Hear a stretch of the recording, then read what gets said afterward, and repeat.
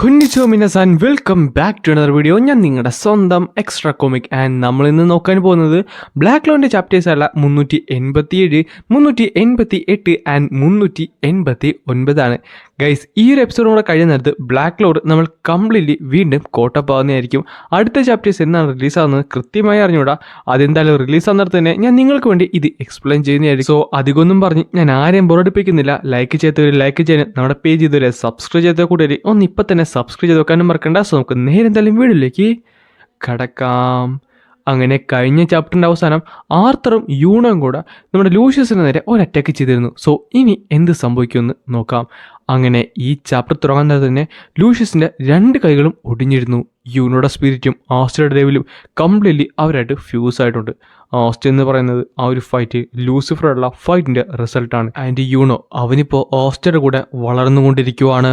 ഇതേ സമയം നമ്മുടെ ആസ്റ്റയും യൂണോയും പറയും ചെയ്യും, നിന്നെപ്പോലൊരുത്തിന് അധിക നാളൊന്നും ഇങ്ങനെ നിൽക്കാൻ പറ്റത്തില്ലെന്ന് പറഞ്ഞപ്പോൾ പെട്ടെന്ന് ലൂഷ്യസ് അവൻ്റെ 2 കൈകളും വീണ്ടും റീജനറേറ്റ് ചെയ്തു. എന്നിട്ട് കുറച്ചധികം അറ്റാക്സ് അവിടെ ക്രിയേറ്റ് ചെയ്തിട്ട് പറയും ചെയ്യും, നിനക്കറിഞ്ഞൂടെ ഞാൻ ആരാണെന്ന്? ഞാനൊരു വിസാർഡ് എംബറാണ്. നിങ്ങൾ എത്രത്തോളം സ്ട്രോങ്ങർ ആയാലും നിങ്ങൾക്കൊരിക്കലും എന്നെ ഡിഫീറ്റ് ചെയ്യാൻ പറ്റത്തില്ലെന്ന് പറഞ്ഞിട്ട് ആസ്റ്റയുടെ യൂണോയുടെ നേരെ ആ ഒരു അറ്റാക്സ് എല്ലാം വിടുന്നുണ്ട്. വിസാർഡ് എംബറോ, അതിനങ്ങനെ വിളിക്കാനെങ്കിലും സാധിക്കുമെന്ന് ചോദിച്ചിട്ടുണ്ട്. പെട്ടെന്ന് ആ അറ്റാക്കെല്ലാം ഡിസ്ട്രോയ് ചെയ്യുന്നുണ്ട്. അവിടെ നേരെ ലൂഷ്യസിന്റെ നേരെ വരും. എന്നിട്ട് പറയും ചെയ്യും, ഞങ്ങൾക്ക് വേണ്ടത് എല്ലാവരും അക്നോളജ് ചെയ്യുന്ന വിസാർഡ് കിങ് എന്ന പദവിയാണെന്ന് പറഞ്ഞിട്ട് പെട്ടെന്ന് ലൂഷ്യസിനെ അറ്റാക്ക് ചെയ്ത് അവർ നേരെ താഴെ വന്ന് പതിക്കുന്നുണ്ട്. അടുത്ത സെക്കൻഡ് ആ ബിൽഡിങ്സിന്റെ ഒക്കെ ബാക്കിയുള്ള സാധനങ്ങളൊക്കെ കളഞ്ഞിട്ട് നേരെ ലൂഷ്യസിനെ നേരെ അവൻ വീണ്ടും അറ്റാക്ക് ചെയ്യും. പക്ഷേ ലൂഷ്യസ് കറക്റ്റ് സമയത്ത് ആസനെ അറ്റാക്ക് ചെയ്ത് ബാക്കിലേക്ക് ഇട്ടപ്പോൾ ഒരു ഗ്യാപ്പ് മനസ്സിലാക്കിയ യൂണോട്ടോ പെട്ടെന്ന് വന്നായിരുന്നു അവൻ്റെ നേരെ അറ്റാക്ക് ചെയ്യുന്നത്. അവിടെയായിട്ട് വലിയൊരു സ്പോട്ടെണ്ണം പെട്ടെന്ന് ലൂഷ്യസ് തിരിച്ച് അറ്റാക്ക് ചെയ്തുകൊണ്ട് വരികയും ചെയ്യും. യൂണോ, നീ ശരിക്കും മാഗ്നിഫിഷ്യൻ്റ് ആണ്. നിന്റെ മാജിക്കൽ പവർ കൊണ്ട് നിനക്ക് എൻ്റെ ഒപ്പം എത്താൻ സാധിച്ചിരിക്കുന്നു. നിന്റെ അറ്റാക്സ് ഒക്കെ ഈവൻ എൻ്റെ അടുത്ത് റീച്ചെങ്കിലും ആകുന്നുണ്ട്.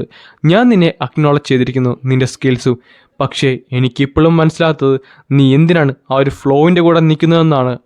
ആ സമയത്താണ് യൂണോ പറയുന്നത്, മാജിക്കിന് ഇവിടെ ഒരു പ്രാധാന്യവുമില്ല.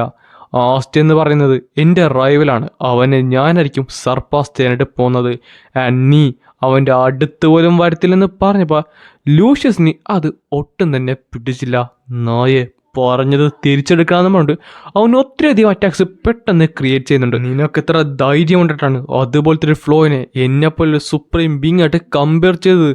അതിനുള്ള അർഹത നിനക്കില്ലെന്ന് പറഞ്ഞിട്ട് പെട്ടെന്നായിരുന്നു അവൻ ആസ്റ്റയുടെ നേരെ അറ്റാക്ക് ചെയ്യുന്നത്. അവന് മാജിക് ഒരു കോപ്പുമില്ലാത്തതാണ്. അതുകൊണ്ട് തന്നെ അവനെ ഞാൻ കറക്റ്റ് ചെയ്ത് ഞാൻ അവനെ ഉറപ്പായിട്ടും രക്ഷിക്കുന്നതാണെന്ന് പറയുന്നിടത്താണ് ആസ്റ്റ പറയുന്നത്. ആരെ? എന്നെ രക്ഷിക്കാനോ? ശരിയാണ്, ഞാൻ പെർഫെക്റ്റ് അല്ലായിരിക്കാം, ചിലപ്പോൾ ഫെയറുമല്ലായിരിക്കാം എന്നും പറഞ്ഞുകൊണ്ട് നിനക്കെല്ലാം റെഡിയാക്കാൻ പറ്റുമെന്ന് നിനക്ക് തോന്നുന്നുണ്ടോ? ഇതെൻ്റെ ജീവനാണ്, അത് എനിക്ക് മാത്രം അവകാശപ്പെട്ടതെന്ന് പറഞ്ഞിട്ട് പെട്ടെന്ന് ലൂഷ്യസിന് നേരെ അവൻ അറ്റാക്ക് ചെയ്യുന്നുണ്ട്. പക്ഷേ ലൂഷ്യസ് ദേഷ്യം എന്നിട്ട് പറയും ചെയ്യും, മിണ്ടാതിരിക്കണമെന്ന് പറഞ്ഞിട്ട് അവനെ തിരിച്ച് അറ്റാക്ക് ചെയ്ത് ദൂരത്തേക്ക് ഇട്ടിട്ട് പറയും ചെയ്യും, ഞാനൊരു വിസാർഡ് എംബറാണ്, എനിക്കൊരിക്കലും തെറ്റത്തില്ല. പക്ഷേ കറക്റ്റ് സമയത്ത് യൂണോടേക്ക് വന്ന് ഒരു അറ്റാക്ക് ചെയ്തിട്ട് പറയും ചെയ്യും, നീ അത്രയൊന്നും തല പോക്കേണ്ട കാര്യമൊന്നുമില്ല. എനിക്കറിയാമായിരുന്നു നീ ഒരിക്കലും ജൂലിയസ് അല്ലെന്ന്. അല്ലെങ്കിലും ആർക്കും നിന്നെ പോലെ തന്നെ ജൂലിയസ് ആയിട്ട് കണക്കാക്കാൻ പറ്റത്തില്ല. ഞാൻ ഉറപ്പായിട്ടും ഒരു വിസാർഡ് കിങ് ആയിട്ട് മാറും.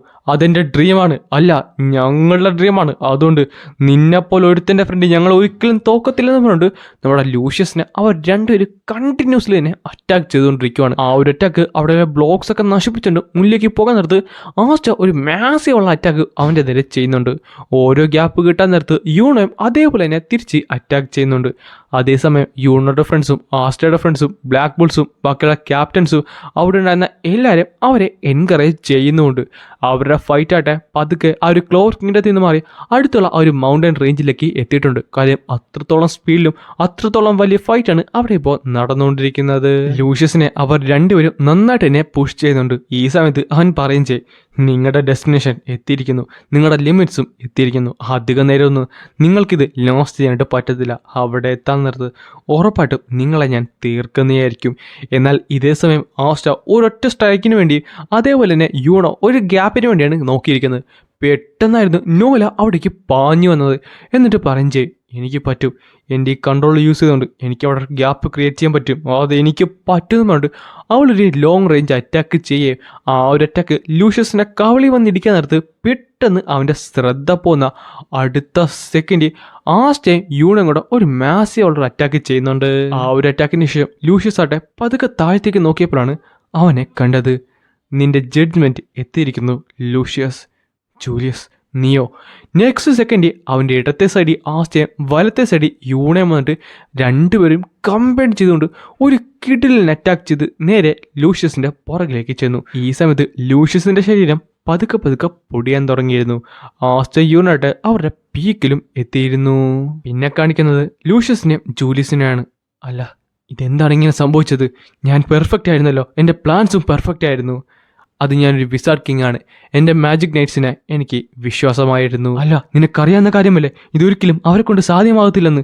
ഈ ലോകം ഒരിക്കലും ഫെയർ അല്ല. ഈ ലോകം ഒരിക്കലും യഥാർത്ഥ സമാധാനം എന്താണെന്ന് അറിയത്തില്ല.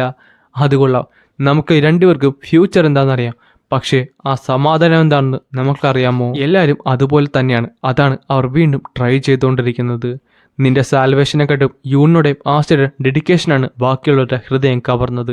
സോ അതാണ് എൻ്റെ ഉത്തരം. ഇത് ലൂഷ്യസിന് ഒട്ടും തന്നെ അക്സെപ്റ്റ് ചെയ്യാൻ പറ്റുന്ന ഒരു കാര്യമില്ലായിരുന്നു. പക്ഷേ എങ്കിലും പതുക്കെ പതുക്കെ അവൻ പൊടിഞ്ഞ് ഇല്ലാണ്ടായി. ഈ ഒരു കാഴ്ച കണ്ട് അവിടെയുള്ള എല്ലാവരും സന്തോഷിക്കാനായിട്ടും തുടങ്ങി. ആസ്റ്റ, യൂണോ, യെസ്, നമ്മളത് ചെയ്തിരിക്കുന്നു. ഇതേ സമയം തന്നെ ലൂഷ്യസിൻ്റെ പാലഡൻസ് എല്ലാവരും പതുക്കെ പതുക്കെ പൊടിഞ്ഞ് പോകുന്നുണ്ടായിരുന്നു. ഇല്ല, ഇങ്ങനെ വരാൻ വഴിയില്ല. പെട്ടെന്നാണ് അവർക്ക് ആ മാന സെൻസ് ചെയ്യാനായിട്ട് സാധിച്ചത്. അല്ല, ആ ഒരു മാന, ആ ഒരു കീ, വിസാർഡ് കിങ്. ഈ സമയത്ത് പുള്ളിക്കാരൻ പറയുകയും ചെയ്യും, നിങ്ങൾ രണ്ടുപേരും അൾട്ടിമേറ്റ് ഉള്ള ഒരു അച്ചീവ്മെൻ്റാണ് കീഴടക്കിയിരിക്കുന്നത്. അവർ ഒരേ സമയത്ത് ലൂഷ്യസിനെ ഡീമൺ സ്ലാഷർ കൊണ്ട് അറ്റാക്ക് ചെയ്തുകൊണ്ട് സ്പിരിറ്റ് യൂസ് ചെയ്ത് എന്നെ സ്പെയർ ചെയ്യുകയും ചെയ്തു. ഇതേ സമയം അവർ രണ്ടുപേരും ഒരേപോലെ പറയുന്നുണ്ട്, യെസ് സാർ. പെട്ടെന്നാണ് അവിടേക്ക് അവർ വന്നത്. യാമി, വില്യം, മാജിക് നൈറ്റ്സ് നിങ്ങളുടെ സഹായത്തോടു കൂടി നല്ലൊരു മാഗ്നിഫിഷ്യൻ്റ് ആയുള്ള വർക്കാണ് ചെയ്തിട്ടുള്ളത്. ഞാൻ എന്തായാലും നിങ്ങളെ വിശ്വസിച്ചത് നന്നായി. ഈ സമയത്ത് തന്നെ അവർ പറയുകയും ചെയ്യും, ഇതെല്ലാം സാധ്യമായത് നീ ഞങ്ങൾക്ക് ഒരു ചാൻസ് തന്നതുകൊണ്ടാണ്. അത് കഴിഞ്ഞ് കാണിക്കുന്നത് അവരാട്ടെ 5 പേരും കൂടെ അവിടെ വന്ന് ആ സിറ്റി നോക്കുന്നതാണ്. കണ്ണെത്ത ദൂരത്തോളം ക്ലോർ കിങ്ഡം നശിച്ചു കിടക്കുമായിരുന്നു. ഇവിടെ ശരിക്കും ഡാമേജുകൾ ഉണ്ടായിട്ടുണ്ട്. പല സ്ഥലങ്ങളും പൊളിഞ്ഞ് പലരും നല്ല വൂണ്ടഡുമായിരുന്നു, പലരും മരിച്ചിരുന്നു.